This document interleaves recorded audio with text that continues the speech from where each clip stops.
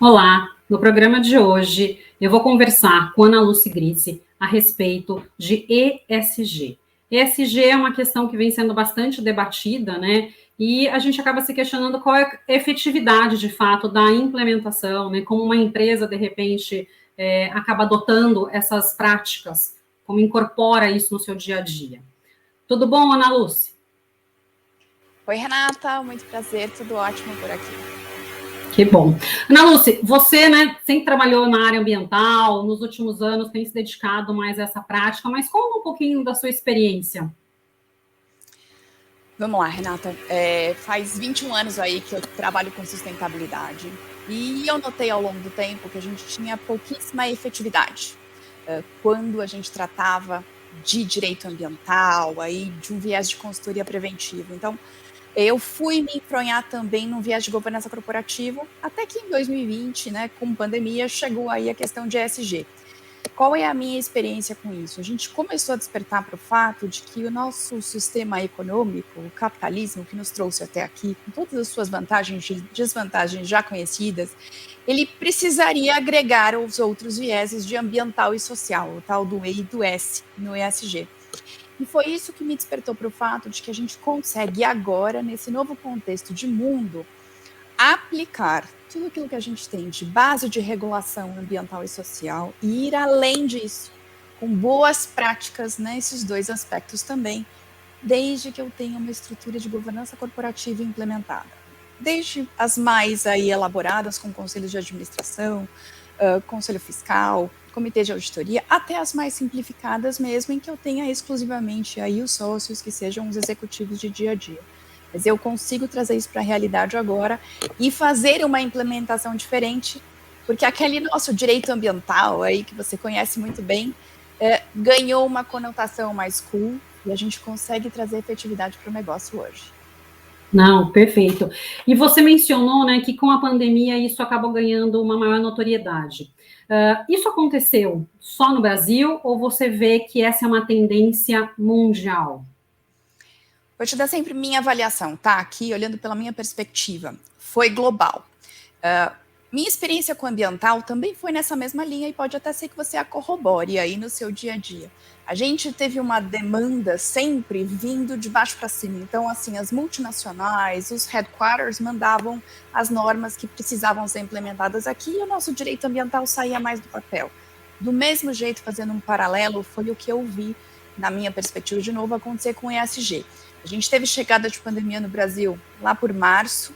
Sinceramente, eu achei que eu ia ter que mudar de carreira, porque sustentabilidade ia para o último item de prioridade. Isso aconteceu em todas as outras crises econômicas, pelo menos aqui do meu lado. Não, é verdade, eu concordo. Falei, o pessoal de sustentabilidade vai ser departamento cortado, não vai ter mais verba, todo mundo vai olhar recuperação econômica a curto prazo, esquece sustentabilidade. Porque o pessoal brinca, né?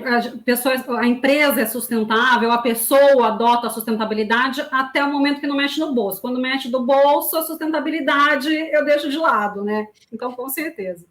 Exatamente, Renata. Com esse histórico, eu falei, vou ter que mudar de área porque acabou o ambiental daqui para frente. No fim das contas, o que aconteceu foi exatamente o oposto.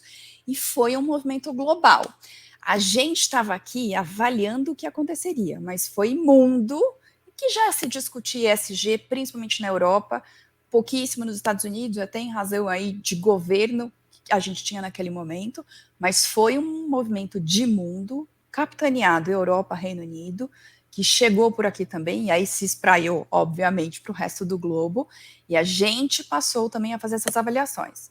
O que eu vi foi um 2020 em que a gente aprendeu o que era ESG, 2021 a gente discutiu muito, e aí a gente teve, por exemplo, os vários compromissos de net zero pipocando por empresas de segmentos diversos, mas eu acho que, de fato, a implementação é deste ano 2022 em diante.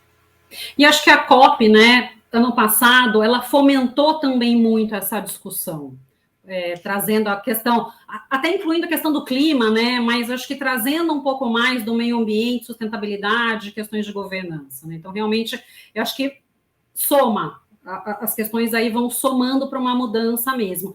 E essa mudança, né, a gente sempre sabe que ela acontece por algum viés, ou de mercado, ou a própria manifestação popular nessa nova demanda, né? Ou então, às vezes, uma demanda até financeira para uma maior garantia de transações. Essa questão do SG, você acha que quem fomentou de fato essa mudança ou foi um conjunto, né, de vários atores aí que fizeram essa tomada do SG mesmo? Olha, eu vou te dizer que, assim, meu histórico de carreira foi sempre olhar o capital como o real indutor de mudanças, tá? Mudanças efetivas. Se eu olhar o histórico de SG, até o nascimento da própria sigla lá em 2004, 2005, com aquele relatório do Banco Mundial, eu, na minha avaliação, diria que o grande indutor de SG, de fato, aí é capital. E é capital num mercado financeiro lato sensu, englobando o mercado de capitais também, tá? Não posso deixar de dizer que, por óbvio, as nossas descobertas de humanidade durante a pandemia, de sistema, né, que estamos inseridos de fato num ambiente, que esse ambiente precisa ser saudável para a força de trabalho comparecer e termos economia, e que a gente precisa de capital natural, que eu acho que foram aí dois pontos que só ficaram relevantes e foram de fato entendidos como sistêmicos para a economia durante a pandemia. Quando a gente aprendeu isso, a gente também começou a despertar aquela história de somos consumidores, temos poderes de decisão em tudo que fazemos, produtos de consumo, produtos financeiros, então a gente pode direcionar também o nosso dinheiro aqui para onde a gente acha que ele precisa ir efetivamente, colocar o tal do propósito. Então, o grande indutor, na minha avaliação, é capital, sistema financeiro, mercado financeiro como um todo lato sensu, incluindo o mercado de capitais, mas a gente tem um viés de pessoas físicas também indutoras, como consumidoras e clientes aí, tá? Não, que ótimo. E eu acho que, assim, eu particularmente, né, eu acredito muito a gente como pessoa física como um agente de mudança mesmo. A questão do mercado é super importante, porque é quando de fato pesa no bolso que a gente tem uma mudança talvez mais efetiva por parte das atividades industriais, mas é o consumidor, né? No final das contas, é o consumidor mesmo quem cobra no dia a dia. E essa mudança a gente viu mesmo com a pandemia, a preocupação com a qualidade de vida, chamando atenção para questões ambientais. Então, bacana. E a gente está falando, né, ESG, mas o que seria, de fato, ESG? Né? Em que as empresas, quais os objetivos e as metas da implantação do ESG numa empresa, por exemplo? Quando a gente traduz essa sigla para o meio empresarial, tendo em mente que ela nasceu no mercado financeiro aí para fazer de fato os financiamentos ou até os investimentos em ação, desde que eles tivessem incorporado esses critérios de avaliação de risco e oportunidade, quando eu passo isso para o mundo dos negócios, o que a gente faz? A gente passa a incorporar a variável ambiental e social no planejamento estratégico. Então, a gente dá aquele primeiro passo para desvincular. O que eu lembro, assim, e eu sempre brinco, os relatórios de sustentabilidade dos negócios eram aqueles relatórios lindos, que tinham fotos maravilhosas de ambiente natural, meio ambiente natural, aquela criança sorrindo, plantando uma muda, e não tinha nenhuma conexão com o negócio. Então, a gente deixa de lado projetos sociais filantrópicos, que obviamente têm o seu valor, mas não é o que a gente trata quando fala de incorporação de ESG nos negócios. Então, eu trago essas diretrizes ambientais e sociais para o meu planejamento estratégico. Necessariamente eu vou fazer uma atualização da minha gestão de risco, então gestão de risco corporativa, que praticamente não passava por ambiental e social, agora necessariamente passa. Isso me leva a revisar os meus KPIs ambientais, os meus indicadores, também me leva a construir a tal da matriz de materialidade, para eu identificar quais são os assuntos mais relevantes ou prioritários que eu preciso começar por eles, se eu fizer aí um escalonamento. E daí, por óbvio, eu vou olhar as minhas oportunidades, também nesse viés de ambiental e social, incorporando esse viés, ao mesmo tempo em que eu tenho que refazer a minha estrutura de governança corporativa. Então, eu olho para as minhas políticas e eu lembro que elas precisam estar aí integradas e alinhadas com o viés ambiental e social material para o negócio. De fato, aí eu virar a chave e entender que o meu negócio faz parte de um ecossistema, e esse ecossistema é humano e ele é de fato de capital natural. Eu preciso e eu dependo de alguma forma, em algum nível de capital natural, e necessariamente eu dependo de força de trabalho mesmo que sejam aí volumes reduzidos, tá? É nessa linha que a gente trabalha o ESG dentro dos negócios. Com relação aos objetivos que você perguntou, acho que, de novo, na minha avaliação, tá? A gente não tem nenhum conceito escrito do que é o ESG e como ele vai ser implementado. São diretrizes que a gente precisa colocar para dentro do negócio. E aí, na minha avaliação, como eu tenho o meu veio de ambiental aí, junto com você, há mais de 20 anos, o ponto, de fato, é a gente passar a querer que o negócio seja aí de longo prazo. Eu continuo olhando para o curto prazo, porque eu vou ter as metas financeiras, o call trimestral para entregar resultado continua sendo essencial. Se eu não tiver resultado, não adianta que eu não vou ter sustentabilidade. Eu preciso de resultado financeiro, só que eu incorporo o longo prazo. Então, se eu sou um negócio e quero discutir ESG, é porque eu entendi que para minha sobrevivência no médio e no longo prazo, eu necessariamente tenho que passar a avaliar os aspectos ambientais e sociais, além de assegurar retorno financeiro. E a questão, né? Você vê as empresas brasileiras, o que elas precisam avançar, né? O que falta? E comparando até as empresas, né? Reino Unido, que você comentou, onde a gente teve talvez uma maior ali desenvolvimento do ESG, o que falta para as empresas brasileiras? E como elas estão comparadas internacionais, né? Vamos lá, eu não sei se a gente tem muita diferença nessa comparação de fato, tá? Em teoria tem bastante, de novo, porque Reino Unido e União Europeia discutem esse assunto de sustentabilidade há muito tempo, né? Há muito mais tempo do que a gente, tá? Então, isso já está lá, quando a gente brinca de ESG no DNA, isso está no DNA das pessoas físicas na Europa. É muito diferente. Os países são muito menores, a nossa dimensão é continental, então temos outros contextos para discutir, mas lá isso já está muito mais avançado. Agora, quando a gente olha Brasil, esse assunto de fato pousou por aqui abril de 2020, tá? Que foi antes de eu achar que eu ia ter que mudar de carreira e quando eu falei, meu Deus, o que está acontecendo aqui? Mas pousou em 2020, então a gente teve um período aí de aprendizado de fato. A gente sempre teve aquela pecha, principalmente no meio empresarial, e eu tenho certeza que você compartilha comigo esse sentimento aí, de quem trabalhava com ambiental, e o ambiental era visto ali como, putz, a gente vai ter mais uma obrigação, é um custo. Por que eu vou fazer isso? Se você olhar pelo ponto de vista de risco regulatório, você coloca no papel e vê que vale a pena tomar o risco. Então, o apetite de risco sempre foi alto e o resultado financeiro foi bom. Por que eu mudo agora o meu procedimento? Como eu tinha essa avaliação de ambiental fora de um contexto econômico, a gente não fazia essa conexão. O negócio depende de capital natural em alguma medida, e o capital natural é essencial para a força de trabalho continuar comparecendo aqui. Eu não tinha essa avaliação. Na medida em que eu tenho essa avaliação, eu começo a repensar. Mas toda vez que a gente fala em repensar, reavaliar, necessariamente eu estou falando que eu vou ter que direcionar um percentual de capital para fazer algum tipo de mudança. Ou seja, se eu sou uma empresa brasileira e tenho que lutar para sobreviver economicamente, eu tenho um X número de famílias que depende do meu negócio, principalmente se eu sou pequena e média empresa, eu vou ter que começar a avaliar ESG de fato, porque isso vai cair na minha cabeça. Eu sou uma pequena e média empresa que faço parte de uma cadeia de fornecimento de um bem ou de um serviço. E as maiores vão começar a me solicitar um outro tipo de procedimento. Mas, obviamente, os meus passos vão ser menores. Então, se a gente olhar Brasil, com volume de pequenas e médias empresas, ainda é um grande obstáculo. Quando eu vou para médias, grandes empresas, mesmo que nacionais, eu tive um período de aprendizagem. Então, eu já entendi que o ambiental não é algo que eu vou escantear. Eu não vou mais deixar a parte de sustentabilidade socioambiental com o time operacional para falar de eficiência operacional. Eu vou subir agora, de fato, e falar, isso está dentro do meu negócio, é uma diretriz. Os meus executivos, os meus conselhos agora precisam ter esse assunto em pauta.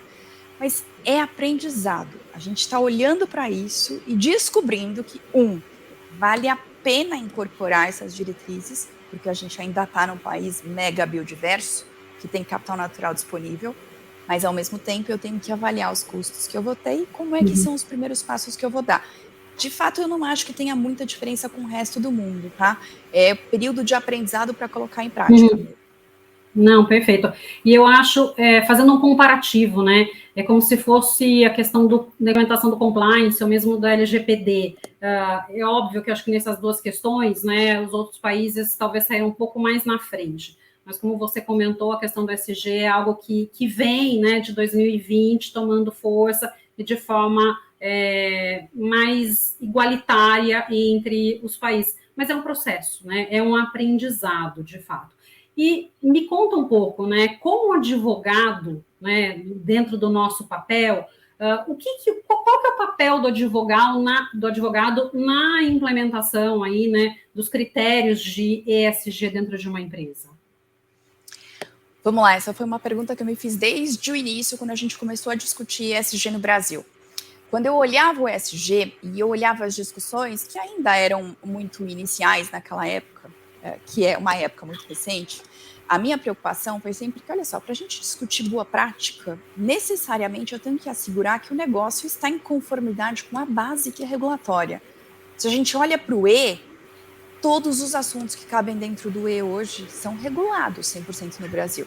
A gente pode falar que mudança climática é o único que está ali na trave, esperando agora a regulamentação do artigo 6º vir aqui para dentro, para a gente passar a ter um mercado de carbono regulado. Mas fora esse assunto, todos os demais estão regulados. No S, é praticamente igual. O que fica fora? Diversidade e inclusão, que ainda são boas práticas lá, com exceção das normas trabalhistas que a gente já tem para as cotas para pessoas portadoras de necessidades especiais. E eu olhava as discussões e falava assim, meu Deus, mas o E e o S são praticamente 100% regulados. Não dá para discutir alguma coisa etérea se eu não estou cuidando de resíduo como a norma me manda, que é o básico do básico. Tá? Então, olhando para o papel do advogado, quando a gente fala de ESG, o primeiro passo sempre é um diagnóstico. Você precisa entender onde você está e aí começar a desenhar onde você quer chegar, fazendo as suas avaliações de risco e de oportunidade. Além de passar pela atualização de governança corporativa mesmo, das políticas, das métricas de remuneração. Mas eu só vou fazer um compromisso de net zero, algum aí pleito para redução de emissão de carbono, por exemplo, depois que eu entendi qual é o meu cenário ambiental, ou da mesma forma para social, eu vou ter uma métrica social lá no fim, se eu entendi qual é o cenário. A gente, advogado, tem um papel muito relevante nisso, porque não dá para discutir regulação e a base com pessoas que são pessoas de mercado, que entendem das discussões financeiras, que têm aí todo o seu mérito, mas o que eu brinco é cada um no seu quadrado. A gente precisa de uma avaliação regulatória antes. Então, o papel do advogado aqui vai desde a base do diagnóstico para a gente fazer em relação à regulação aplicável a cada uma dessas letras, até, de fato, fazer as atualizações de política, porque a gente sempre tem um fundamento regulatório nisso, e pensar ainda maior, quando a gente fala sobre planejamento estratégico de negócio, é que você precisa ter uma visão de riscos do ponto de vista regulatório, assim como de oportunidades do ponto de vista regulatório. E o advogado é o profissional que vive 24 horas por dia nesse ambiente. De novo, o ESG é um ambiente em que a gente vai precisar de muitas competências. Então é legal a gente ter um economista, sem dúvida nenhuma, a gente vai ter aí um engenheiro que vai ter todo o histórico de avaliação financeira de mercado, onde é que entra, mas veja, a base regulatória está na veia do advogado, e aí que ele consegue ajudar de fato o negócio. E super pertinente o seu comentário, porque a legislação, de um modo geral, né, não só ambiental, mas a quantidade de legislação que existe para uma empresa se adequar, parece que é o básico quando a gente está falando para alguém que não é da área jurídica, mas daí quando você está no dia a dia e você percebe, se dá conta da quantidade de legislação, né, da quantidade de regulação que tem para o negócio e nas respectivas áreas, muitas vezes a gente tem um não atendimento de uma questão ali, não pela má vontade, né? Não pela vontade do não atender ou de não ter tal custo, é por total desconhecimento. Porque realmente é difícil, e muitas vezes é difícil acompanhar as atualizações dessas normas. E até para a gente que atua no dia a dia, né, você fala, nossa, verdade, saiu, né? A gente está alguns dias ali um pouco com a informação defasada. Então, realmente, para quem está na prática, né, para quem é empresário, que está pensando em mercado financeiro, pôr o produto no mercado, é algo assim que não está no dia a dia dele, né? E realmente, quando você faz essa avaliação, esse diagnóstico, eu acho que causa surpresa, porque às vezes a empresa fala assim, não, eu estou atendo tudo. e daí quando você mostra, você fala assim, não, olha, mas falta isso, falta aquilo, né? De repente, essa condicionante da sua licença você não atendeu. Então, são pequenas questões ali que passam desapercebido no dia a dia. E talvez aí empresas maiores, por ter um corpo técnico um pouco maior, consegue olhar com uma maior profundidade, né? Mas as médias e pequenas realmente é um desafio. Você abordou aí um ponto que é extremamente importante. E Ana Lu, né, eu estava lendo um pouco aí a questão do ESG, e tem um economista, né, que trabalha com a questão ambiental, ele é um indiano, e ele estava fazendo uma crítica, né, que realmente é super importante a questão do ESG, mas para se tomar um cuidado para o ESG não se tornar somente uma estratégia de marketing. Porque hoje até existe, né? A gente fala, e eu acredito mesmo que é uma prática que veio para ficar, mas tem alguns críticos que falam, não, é mais uma estratégia de marketing para as empresas. E ele, né, ele comenta que o ideal é você ter uma equalização em relação às metodologias de análise do ESG, porque na prática acho que existem mais de 600 metodologias. Como você vê essa questão, né? Conta um pouco para a gente primeiro, como é a avaliação dessas metodologias, esse comentário desse economista indiano, e de repente, sim, qual seria a sua proposição, né? Porque a gente sabe, se a gente voltar um pouco no histórico, né, quando a ISO 14000 surgiu, aquela corrida pela ISO 14000, e daí virou mesmo uma bandeira de marketing, eu tenho a ISO 14000, atendo a 14000, 14001, e hoje a gente sabe que você só está falando que você cumpre requisito, e nem sempre o cumprir requisito é, de fato, você, né, ter ali uma bandeira mais sustentável, ter uma atuação em pró do meio ambiente. Então, conta aí um pouquinho, explica para a gente um pouquinho essas questões. Vamos lá, Renata, acho que você tocou em pontos importantíssimos. Vamos lá, o que é ESG? O que eu brinco é assim, ESG é o que eu quiser, como eu quiser, onde eu quiser, com quem eu quiser, porque isso é uma diretriz. Então, se é uma diretriz, eu posso encaixar aí os meus assuntos ambientais, sociais e até mesmo de governança como eu quiser dentro dessa sigla para dizer que eu incorporei no planejamento estratégico, ou que agora, de fato, eu tenho programas que aí visam, que colocaram esses assuntos na minha visão, no meu propósito. E aí vem a discussão de metodologias, porque para eu comparar e entender o que as empresas estão efetivamente fazendo com ESG, eu preciso ter alguma base, eu preciso ter indicadores definidos. Mas como o assunto é novo, por óbvio, nós não temos indicadores definidos. Então, ainda hoje, a gente encaixa dentro de ESG efetivamente o que a gente quiser. Eu consigo dar as nuances e por isso que a gente tem todas as discussões sobre o tal do greenwashing ou até mesmo do rainbow washing, se a gente olha para os ODS. Aí eu vou ter todas as cores de washing que eu quiser, porque eu consigo fazer essas acomodações ou interpretações. Nesse cenário, o que a gente tem aí? A gente pode trabalhar com os indicadores que já existem antes da sigla ESG virar moda, então a gente pode trabalhar com GRI, a gente pode trabalhar com SASB, que são indicadores no aspecto ambiental. Para o social, a gente ainda tem muito mais para caminhar, tá? A gente tem TCFD, se for para clima, né? Task Force on Climate Related Financial Disclosures. Eu tenho normas de adoção voluntária, são indicadores construídos principalmente por aí, instituições civis sem fins lucrativos, que nos deram algumas diretrizes ao longo dos anos e até agora sobre o que eu reporto, o que eu classifico como E, ou até em alguns vieses como S, e como é que eu reporto isso para o mercado.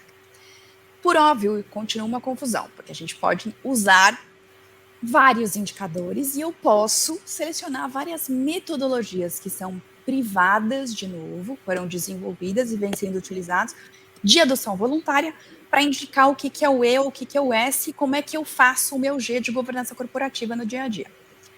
Como a gente tem esse cenário em que, de fato, o ESG virou uma exigência, principalmente em mercado financeiro, mercado de capital, eu preciso olhar para uma empresa e conseguir compará-la com seus concorrentes para entender aí se eu vou investir, por exemplo, como é que eu tomo uma decisão de investimento? Quem é melhor, quem é pior no E e no S? Se cada usa uma metodologia, eu não comparo. Eu vou buscar, então, as ações do Fórum Econômico Mundial no final de 2020, em que eles se reuniram com as Big Four aí, de auditoria para asseguração mesmo de dados, e desenvolveram aí indicadores básicos, também voluntários para redução.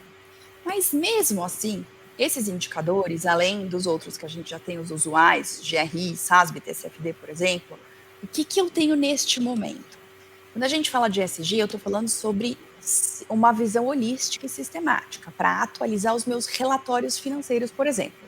Mas aí, quando eu falo de relatório financeiro, relatório anual, eu estou dando um baita de um salto. Eu saio de sustentabilidade, do relatório de sustentabilidade, que era feita só pelo time de sustentabilidade, para passar a conversar de fato com a empresa inteira. Para fazer isso, eu preciso de diretrizes que sejam globais. E aí, o que a gente tem de movimento acontecendo no mundo? O Brasil adota os padrões de reporte financeiros da Fundação IFRS.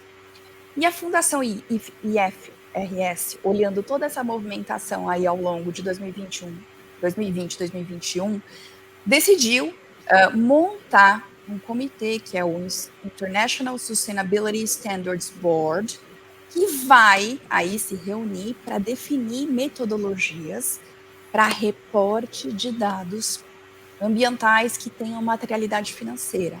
Então, isso está acontecendo agora. A gente já sabe que durante 22 vai sair pelo menos a minuta para reporte de dado financeiro climático, tá? E o próximo passo vai ser dado financeiro ambiental. Tudo aquilo que não é clima vai entrar no próximo passo. Mas isso já está acontecendo, porque a gente precisa de uma definição global de como é que os relatórios vão aí trazer as informações ESG, começando pelo E, de novo. Não, tá ótimo. E no seu ponto de vista, na sua opinião, né, qual é o sucesso de uma implementação eficiente desses critérios de ESG dentro das empresas? Quando a gente fala de sucesso, é que a gente de fato colocou o EUS no planejamento estratégico, aquilo passou a ser parte do business. Então a gente cascateia esse conhecimento primeiro para a empresa inteira. Eu tenho a diretoria alinhada. Olha só, o negócio tem que continuar dando resultado financeiro, desde que esse resultado financeiro não seja às custas do meio ambiente ou não seja às custas de capital humano, capital social. Eu tenho um alinhamento, um balanceamento. Aquilo que a gente fala no mercado financeiro, eles só olhavam risco-retorno. Agora a gente tem que olhar risco-retorno, impacto. Mais ou menos assim para os negócios também. E isso vai ser vantagem para todo mundo. O que eu falo é um jogo de ganha-ganha. Quando o negócio incorpora com sucesso as diretrizes ambientais e sociais, assegurando retorno financeiro, a gente tem discussões e caso prático no mundo já, que indicam que se eu olhar só para a sustentabilidade e não der aí a preferência que eu tenho que dar também alinhada para resultado financeiro, não vai para frente. Mas eu preciso fazer isso para ter sucesso. Então, quando eu faço isso de uma forma balanceada e eu cascateio na minha instituição, então, na minha empresa, todo mundo tem a sua meta ESG. O negócio vai continuar sendo, eu vou dar retorno financeiro, eu tenho lucro, eu tenho retorno efetivamente aí, o meu EBITDA vai estar bonito, desde que eu esteja alinhado e atualizado com os riscos ambientais e sociais, e eu também esteja vendo o outro lado da moeda para usar todas as oportunidades ambientais e sociais que vêm junto quando eu incorporo o ESG no planejamento estratégico. Esse é o sucesso de fato aí. Temos algumas empresas que já faziam isso antes da sigla e que mostram, de fato, na prática, que o resultado financeiro melhora. Ah, com certeza, né? Eu acho que falta um pouco as empresas, as pessoas acreditarem que investir em meio ambiente é investimento e não custo, né? A gente precisa sair dessa mentalidade. E eu acho que esse alinhamento é perfeito, porque se a gente não tem um alinhamento incorporado à empresa como todo, a gente acaba não avançando. Então, perfeita essa sua colocação, Ana Lu.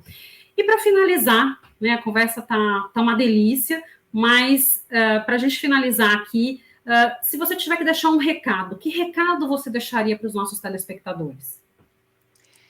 Olhando o público em geral, Renata, o meu recado é: ESG não é moda. A gente está falando de fato de diretrizes que de agora em diante vão ser obrigatórias para qualquer tipo de negócio, em qualquer segmento, de qualquer tamanho, independentemente da maturidade. Então, comece a avaliar no seu planejamento de negócios como é que você incorpora as diretrizes ambientais e sociais, identifique aquelas que são relevantes e comece a planejar como é que você vai trabalhar com elas, porque, sinceramente, no médio prazo, eu acho que a gente não vai ter empresas que sobrevivam se elas não tiverem aí incorporado esses critérios no seu core, aí no seu objetivo principal mesmo. Não, se Deus quiser. Ana Lúcia, muito obrigada. Te agradeço pela participação no programa de hoje. Super obrigada pelo convite, Renata, foi um prazer. Prazer. No programa de hoje, eu conversei com Ana Lúcia Grise, advogada especialista em ESG, discutindo aí a questão de boas práticas e como as empresas fazem para implementar isso nas suas práticas e no seu dia a dia.